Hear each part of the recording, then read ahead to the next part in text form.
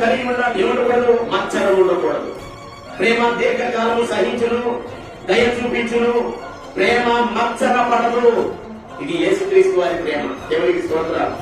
మచ్చర పడితే ఒకవేళ ఆయన సిలువకి ఎక్కేవాడు కాదు. మన కొరకు, మన పాపముల కొరకు ఆయన సిలువలో ప్రాణం పెట్టి రక్తము చెందించి మన కొరకు మరణించేవాడే కాదు. ఆయన ఎగిరిమైపోయాడు, సిలువలో ప్రాణం పెట్టాడు మన కొరకు. ఆయన సిలువలో మేకులు బిగించుకున్నాడు, ప్రక్కలో బళ్ళెపు కోట బిగించుకున్నాడు. విపంతియు నాకటి చాలవలే దున్నబడి ఉన్నది. సిలువను మోసుకొనుచు, ఆ భారమైన సిలువను మోసుకొనుచు ఆ గొల్గొతా కొండ మీదకి వెళ్లి సిలువలో ప్రక్కలో బళ్ళెపు కోట కూడా పొడిపించుకుని చివరికి ఏమన్నారు తెలుసు ఆయన? తండ్రి, వీరేమి చేయుతున్నారో వీరు ఎరుగరు కనుక వీరిని క్షమించము. దేవునికి స్తోత్రం.